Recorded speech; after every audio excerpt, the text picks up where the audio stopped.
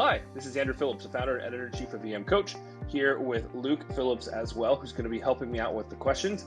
We're going to do a Jay and Silent Bob routine here. So we're talking this month about a question where a lady had exposure to a local outlet. In the United States, that will tend to be 120 volts. In Europe and Australia, it tends to be 240. Now, one of the exceptions to that is if you have a Tesla charging station, then you're looking at 240.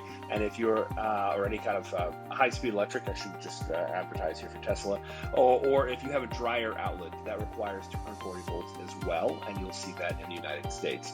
So this question is going over a low voltage exposure. I want to stop right there and make sure to clarify this is only for low voltage. If it is high voltage, boom, do not pass go, do not collect $200. The patient has to be admitted for high voltage, period.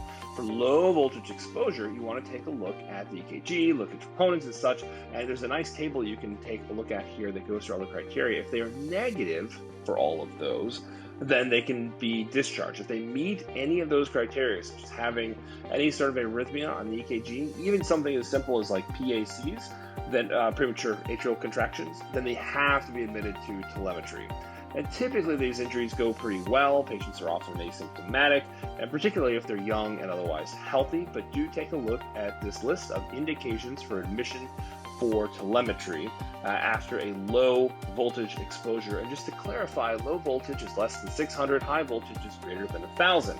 You may be saying, oh, wait a minute, what about that middle zone between the 600 and 1,000? And it is exactly that, a no man's zone, no man's land of how exactly is it characterized. Really, it doesn't tend to be a big problem clinically because of the way the outlets are around 120 and 240, and then the big electrical lines that are running overhead are well over 1,000. So the fact that it's not well defined between 600 and 1,000 doesn't really make a difference. Don't let it worry you.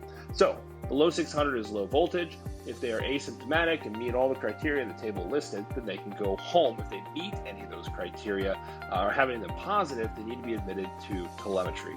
This is Andrew Phillips and Luke Phillips signing off from EM Coach for this month's EP Monthly Question.